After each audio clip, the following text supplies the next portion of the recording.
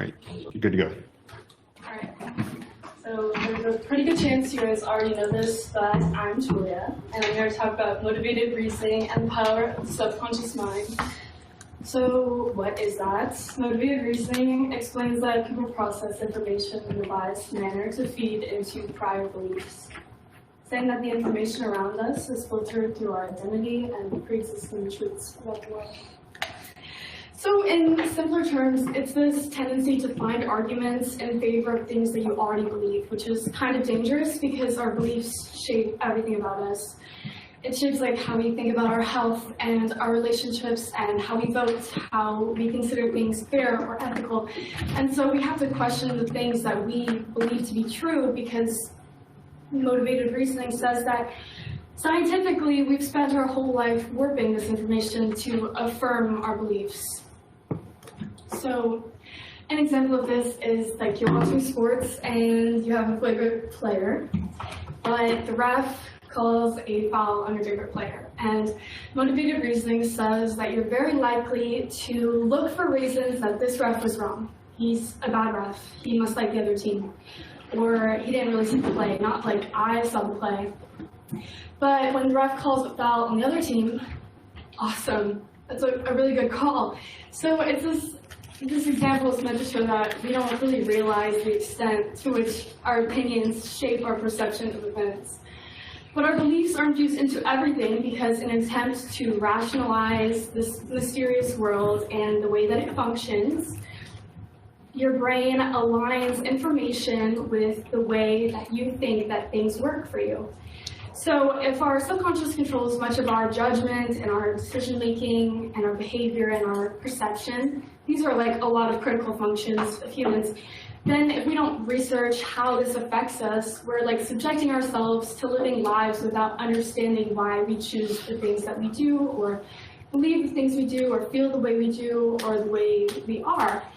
And so by understanding motivated reasoning and how it affects us, we can ask ourselves, do I believe things because they are true, or do I consider things true just because I believe them? So all about looking into yourself. But before you go digging into your beliefs, we kind of need to know how they've affected us up until this point. So let me introduce you to yourself. This is your subconscious mind, and everyone has one. So the subconscious is a secondary system in the brain that controls a lot of our functions, like judgment and social behavior.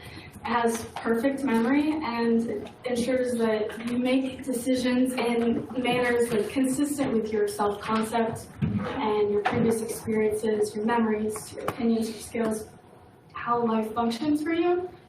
So actually only 5% of our cognitive ability is conscious. So everything that you think in your mind is only 5% of what's really going on there.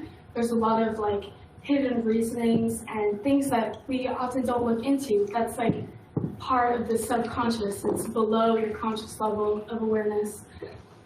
So if they play such a big role in our lives, things we believe, whatever, we need to understand how they have affected us again. So during the first 2 years of life, the human brain uses theta and delta waves. And these are brain waves that have no conscious thought. It's just like a state of hypnosis. We can only absorb information around us, and we're so young that we have no functioning conscious system that can check the validity of what we're believing or regulate what we take away from the things that we see. So a lot of the times I'm going to go back now. Okay, and so to reduce the unpredictability of the world, your deeper mind, your subconscious, will just mimic the people around you and the norms and the values and accents in your environment. It's actually here. And it's a useful instinct because we only survive because of our ability to adapt and observe. And the only problem is that without a conscious mind to explore the truth behind our beliefs at this young age, we just blindly follow what we learn, the traditions, worldviews, habits of the people who raised us and the environment that we were in. And so in our most formative years, these childhood years where we are these little sponges, we lend our self-concept and our truths about the world and ideas about how life functions from the people we've been raised by, and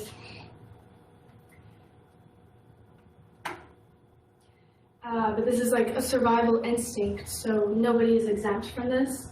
We're like naturally wired for self-preservation.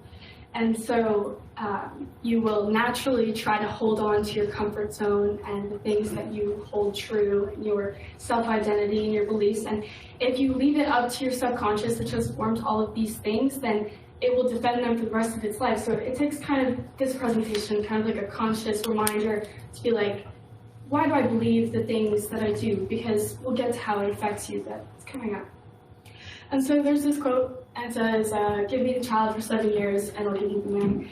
And it just says how much your childhood affects your beliefs now.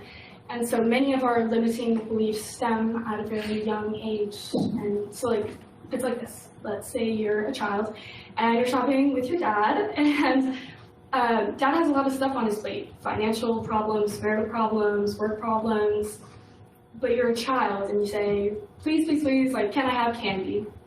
And so persistent as children are, and your dad says, no child, okay? And as persistent as children are, you ask again, and maybe you ask again, and your dad's stressed out and he snaps, and he says, you're not behaving good enough for candy, be quiet.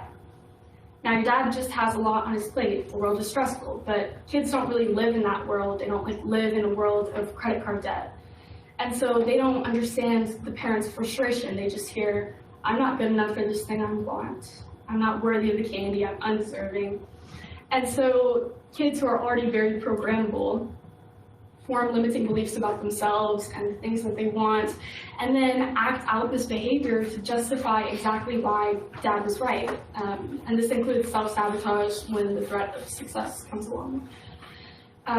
So the undisputed first law of personal growth says that people will never rise above their opinion of themselves. So if you're asking, like, why does it matter what I believe? Because your life will reflect the way you think about yourself and your self-image, and you will personify the things that you hold true.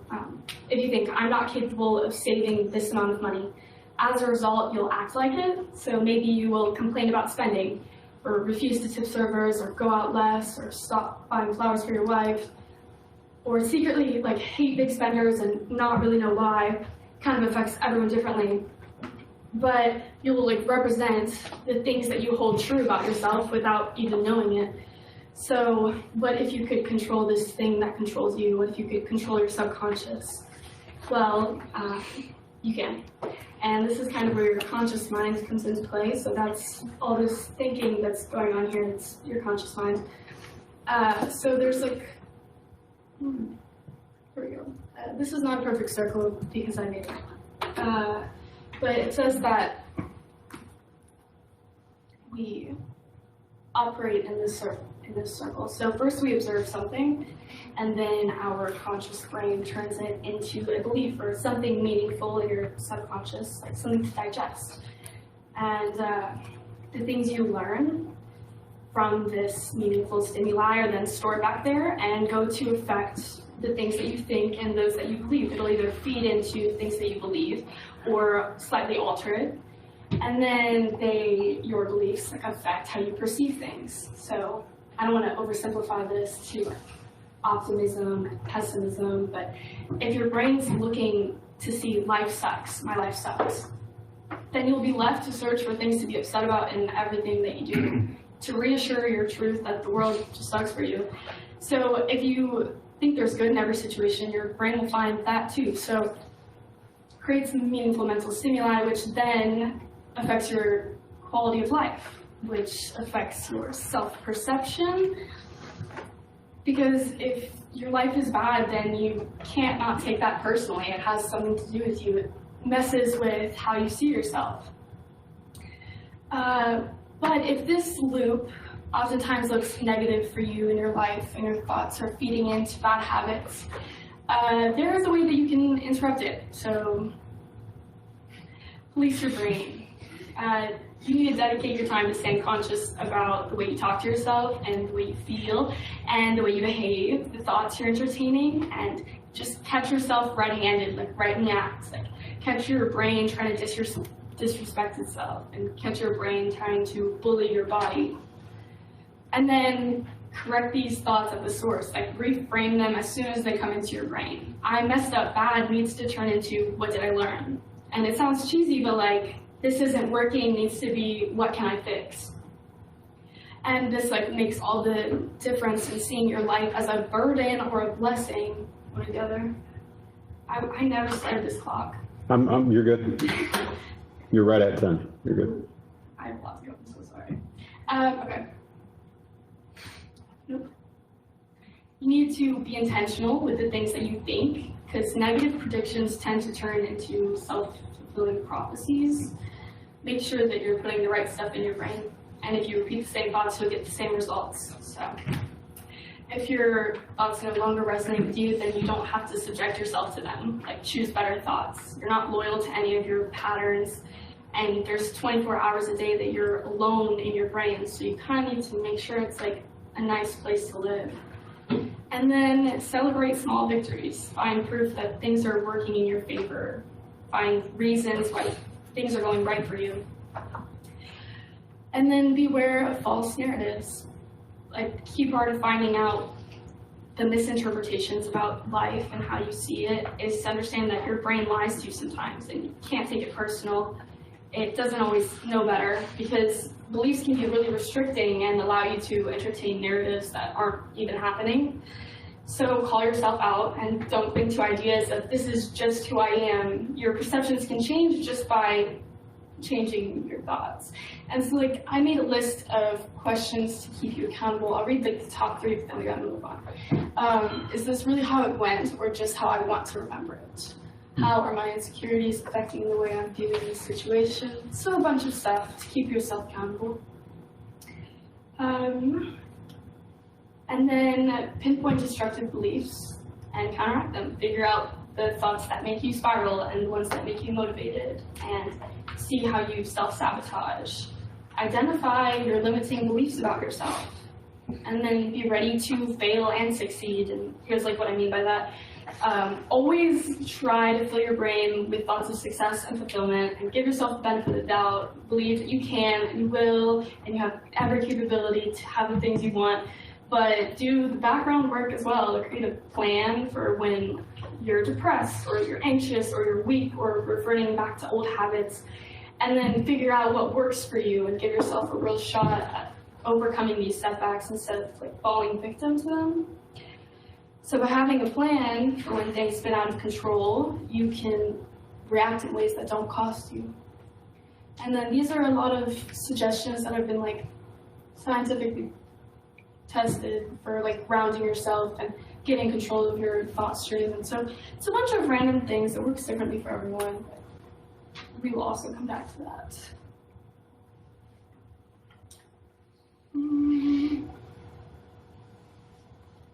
And all of these characteristics are for the glory of God. We have been given our adaptive minds to pursue the image of God and to maximize our potential through one of our biggest assets, which is our brain, and the ability to believe in things. Like, that's the whole basis of the Christian faith anyways. It's the like, ability to believe in God, so it's relatively important. And so in Romans 12:2, it says the same. We are told that the power of our words dictate who we become. It says, do not copy the behavior and customs of this world, but let God transform you into a new person by changing the way you think. Then you will learn to know God's will for you, which is good and pleasing and perfect. So it's not wrong to redirect your thoughts to what's good and pleasing and perfect. By choosing to see the image of God in all things, you can choose how you represent Jesus to the world as well. Changing your mind to desire greater things is just a reiterated theme in Jesus' first sermon. But how does the Bible say to do this? Is Philippians 4:8, and it says, whatever is noble, whatever is right, whatever is pure and lovely, whatever is admirable, if anything is excellent or praiseworthy, think about such things. So you need to think of the blessings and seek the Lord and the things that you see. Seek out your well-being and your self-development. Be wise in growing so that you can represent the Lord better. And then you can root out falsehoods about the world and things that you believe. So, in conclusion, motivated reasoning explains that life is really what you make of it, that your behavior will fit a pattern consistent with your self-concept. But the opportunity to change the narrative is within you. By changing your thoughts, you change your beliefs and result your life. But to like skeptics, thinks this is like whatever, just know that it costs nothing to believe in yourself, and it costs nothing to regulate the way that your brain believes your body. It costs nothing to regulate the times that you negatively assess yourself and situations. So, yeah.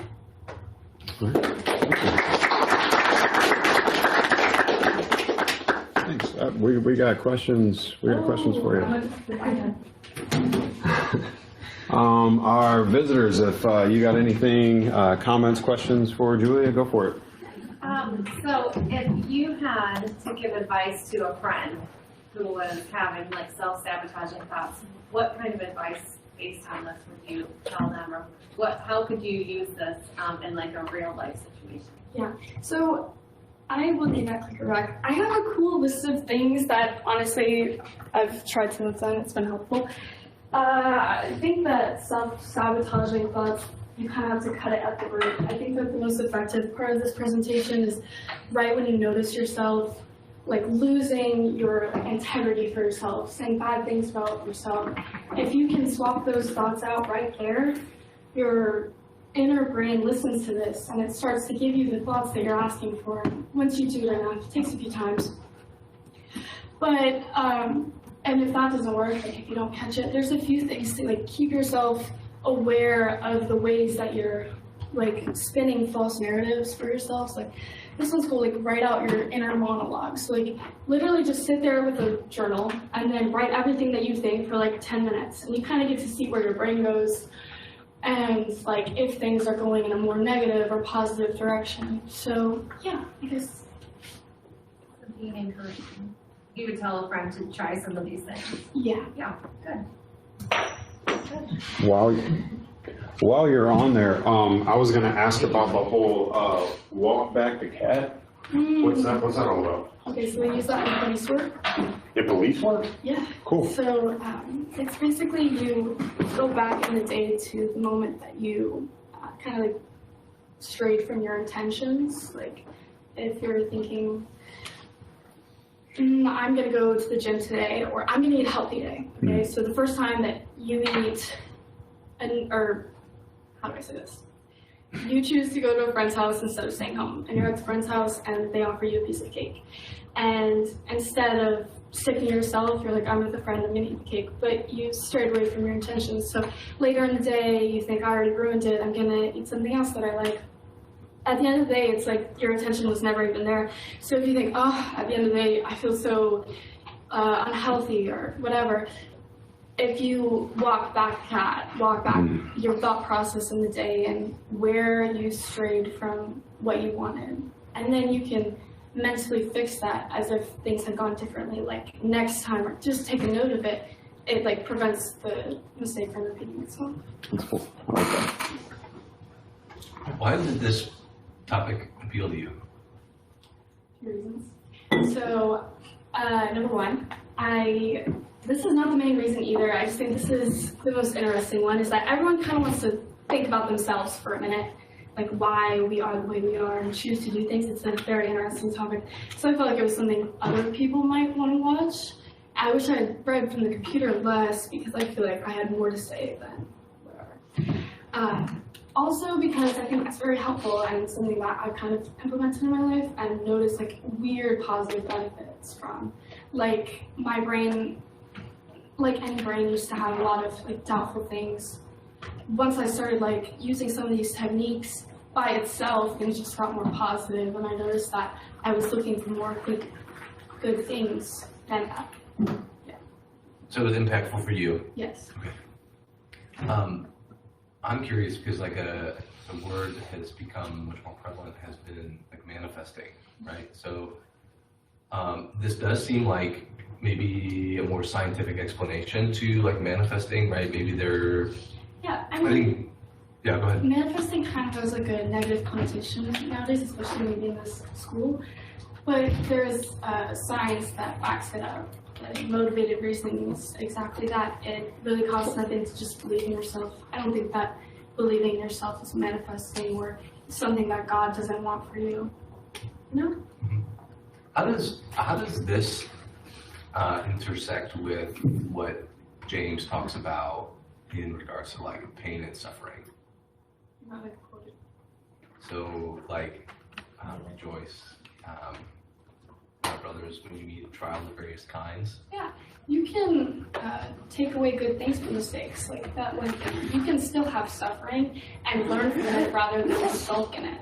It's not that you won't suffer, it's that you have a backup plan for when you do. You'll have something to keep you grounded, which I think is better than falling victim to circumstances anyways. Are you familiar with how many words of negative self-talk people give to themselves every day? I don't have the number, but I'd assume a lot. I think it's like 22,000 words is what the studies have shown. Wow, how do you know that? I read a study several years back, and it's something astronaut, like it blows you away. You're like, that can't be a real number. Yeah, And so the change is drastic if you can just cut that part out, let alone taking the next steps. Yeah. Well, I think it's a powerful topic because, and sometimes Christians stray away from this kind of stuff because it can sound like too, maybe more conservative Christians may say this sounds a little too either a new agey or it sounds too, no, not, like, I don't see this as a spiritual thing. I see this as like a human thing. This is like what humans are supposed to do. Like you don't have a body.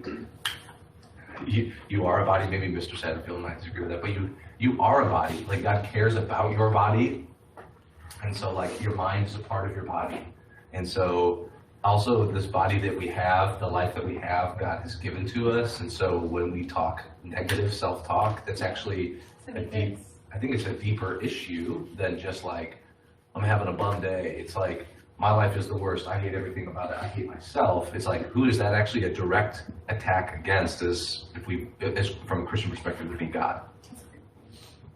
I think words create worlds, and clearly, like God talks about like taking every thought captive. He's making sure to like restrain our tongues because that they can catch, they can set forest ablaze, or they're like a rudder that turns a ship. And so, if we have to be careful with how we treat others with our words, why wouldn't we be just as concerned about how our words impact ourselves? Yeah, there was something that I think I left out with the Bible verses, which is that we're made of grace and light. And so, like, what would change if you just started treating yourself like that? Because if you're right, it's a direct diss because we didn't choose anything about ourselves. I got several things, but so I like the self-talk stuff, and then also something you mentioned along those lines is false narratives. Yeah. I think that's really, like, personally, I find it really powerful in terms of big source of anxiety is that, like, the self-talk thing is more like me directed, right? Like what I'm thinking about myself.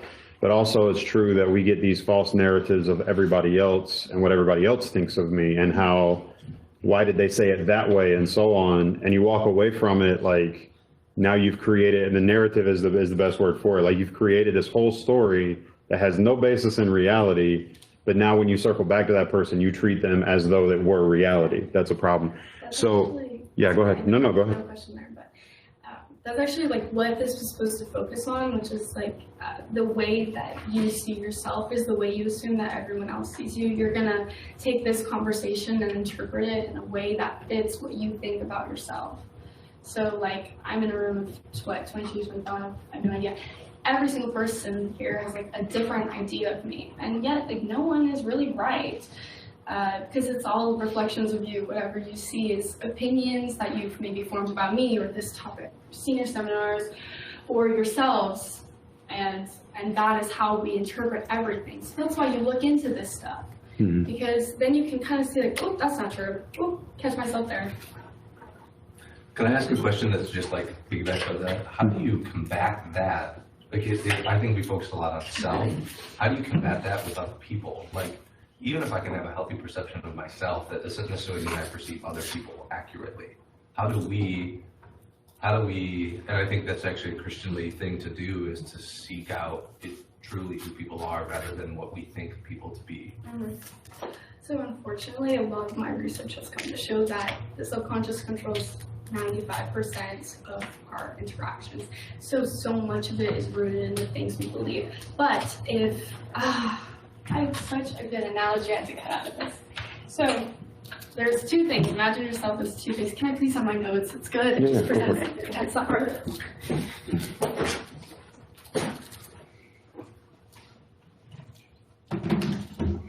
Okay. Let's see.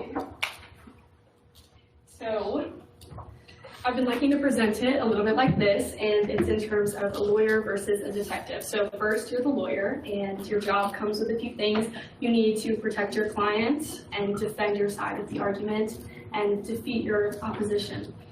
But now, on the other hand, you're the detective, and the detective's job is like way different. You kind of need to understand and look at the evidence, build a case, and ask questions. And while you, the detective right now, you may hope that the missing girl you're investigating has run away rather than like been hurt or something.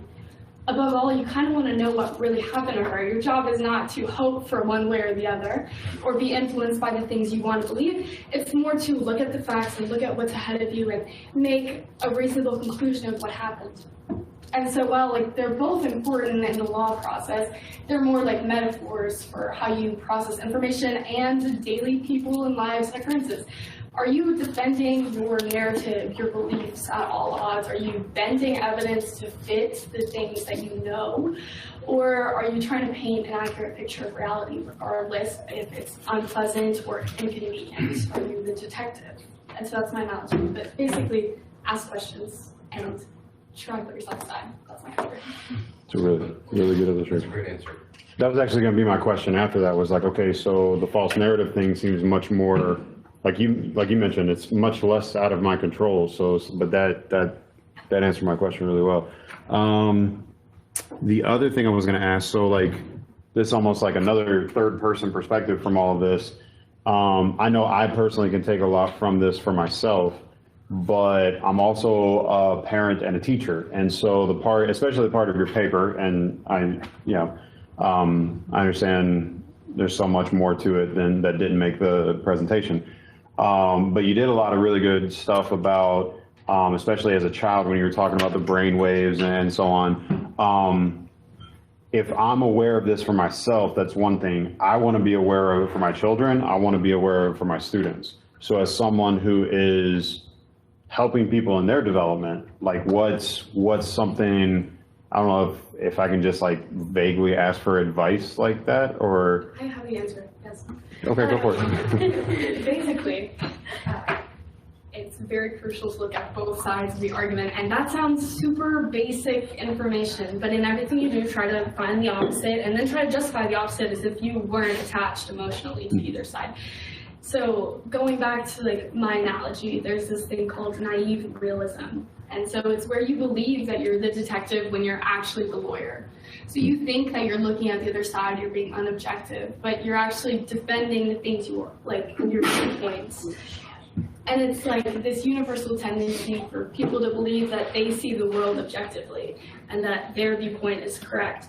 So by denying that you can be wrong about things, you are the lawyer arguing that you're not arguing, which is arguing that you're the lawyer. So my answer is, if you think that you're passing your beliefs onto your kids heavily, then give them information that supports the opposite side, kind of see which way they choose maybe for themselves, or educate yourself in the same way and teach them both. But it's all about like having, you always say, like a nuanced view on things. That's how you stop, so you can change the narrative, passing things down to your kids. Yeah, that means a lot. Personal experience, I was raised a very one-sided view of like everything, right?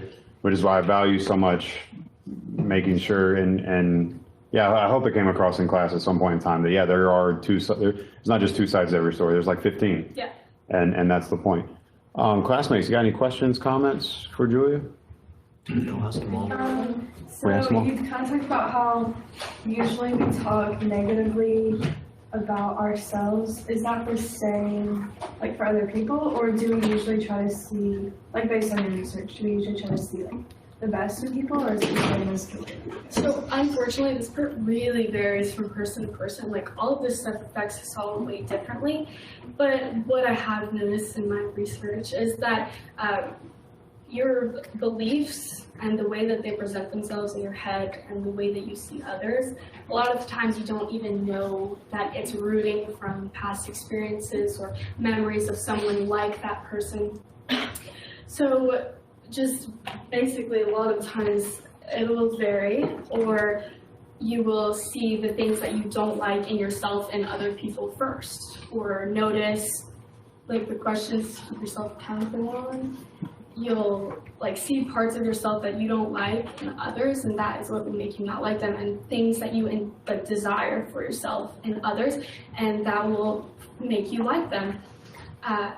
So it presents itself in different ways. If you are a jealous type that doesn't like when other people have what you want, then you'll dislike that type of person. But if you're like a more admiring person, then you see someone who has what you want and you're like, I want to be close to that person. It kind of affects us differently, but yeah.